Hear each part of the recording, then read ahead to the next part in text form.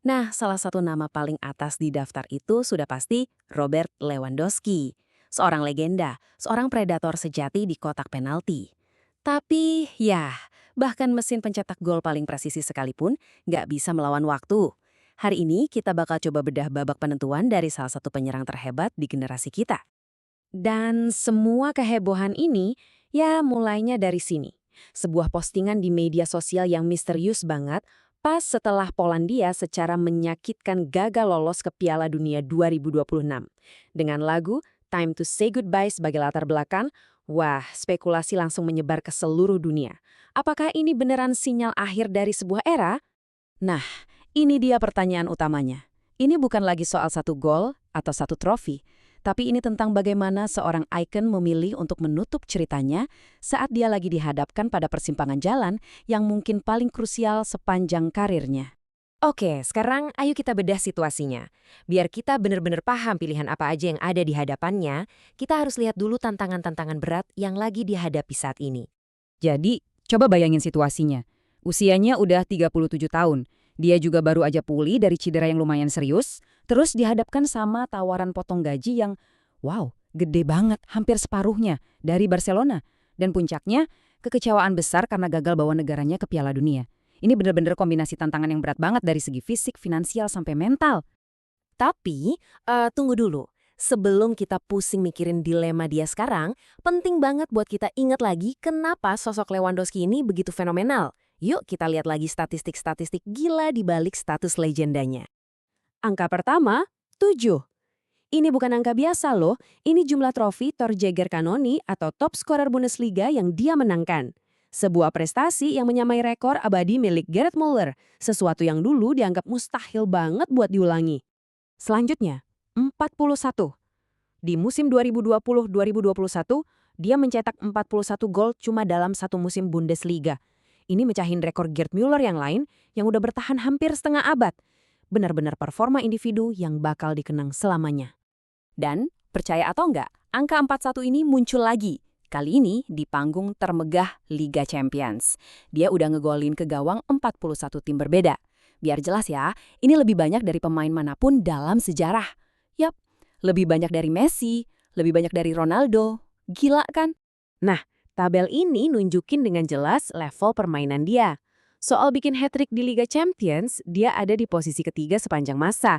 Cuma kalah dari dua alien itu, Ronaldo dan Messi. Ini bukti nyata betapa konsistennya dia di level paling atas. Nah, yang bikin statistik ini jadi lebih gila lagi adalah fakta ini. Bikin hat-trick di Liga Champions itu udah susah banget.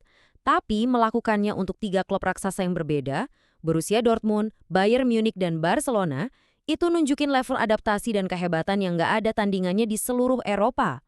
Tapi hebatnya Lewandowski itu bukan cuma di lapangan loh. Jauh sebelum babak akhir ini datang, dia ternyata udah pinter banget merancang masa depannya. Mari kita intip gimana dia membangun kerajaannya di luar dunia sepak bola. Selamat datang di dunia RL9. Ini bukan cuma sekedar nama panggilan ya. Ini udah jadi sebuah merek, sebuah strategi yang jenius banget, mengubah inisial dan nomor punggungnya jadi sebuah ekosistem bisnis yang kuat dan beragam.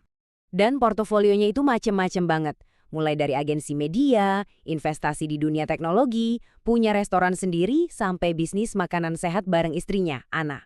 Ini ngebuktiin visinya yang jauh ke depan, bukan cuma sebagai seorang atlet, tapi juga sebagai seorang pebisnis yang ulung. Oke, kita udah lihat kehebatannya di masa lalu dan kecerdasannya buat masa depan. Sekarang, kita balik lagi ke pertanyaan saat ini. Apa dia udah habis? Nah, ini dia argumen paling kuat yang bilang dia belum habis.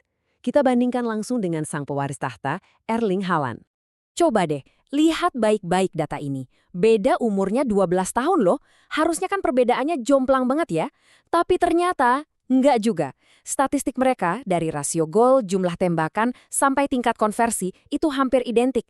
Malah kalau kita lihat keterlibatan gol per 90 menit, Lewandowski sedikit lebih unggul. Luar biasa.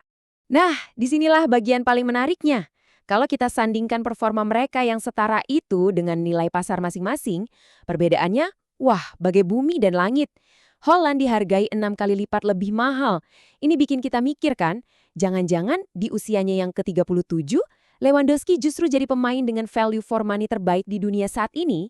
Jadi, dengan semua konteks ini, dia seorang legenda di lapangan, maestro bisnis di luarnya, dan performanya yang menolak tua, kita kembali lagi ke pertanyaan awal. Jadi, apa langkah selanjutnya buat Robert Lewandowski? Kira-kira ada 4 jalan utama yang terbuka buat dia. Pertama, bertahan di Barcelona, tapi harus terima potong gaji. Kedua, pindah ke klub top Eropa lainnya.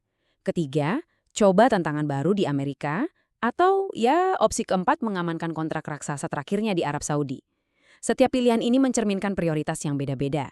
Ada loyalitas, ambisi, pengalaman baru, atau keamanan finansial.